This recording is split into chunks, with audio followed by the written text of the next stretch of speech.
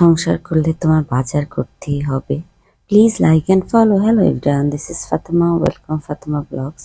তো আজকে আমি বনানীতে চলে আসলাম, বনানী কাঁচা বাজারে। কারণ এখান থেকে আমি সবসময় গরুর মাংস আর খাসি মাংসটা কিনি। তো এই যে এখানে সুন্দর করে গরু মাংস রেডি করা আছে, আর এই যে আমি গরু মাংস নিয়েছি, ওরা কাটতেছে। গরু মাংস কাটা শেষ, তারপর হলো আমি চলে যাচ্ছি।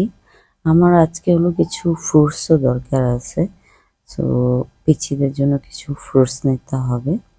তো গাড়িতেই এখন সবকিছু রাখা হচ্ছে। তো এই যে গাড়িতে সবকিছু রাখলো, রাখার পরে আমি চলে গেলাম ফলের দোকানে। এই যে দেখো, এখানে অনেক ফল আছে। তো আমার আম দরকার ছিল, তো আমটা একটু হলো আমি কেটে খাচ্ছি। আম খাওয়ার পরে আমটা ভালো ছিল, আম নিলাম। তারপর হলো অ্যাপেলটা নিতেছি, অ্যাপেল আমি অনেক বাইছে বাইছে নিতেছি চুজ করে।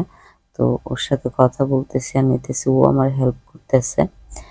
তারপর হলো এখানে আরো দুইটা ফল নিলাম, যেটা হলো তোমার কি বলে নাশপাতি।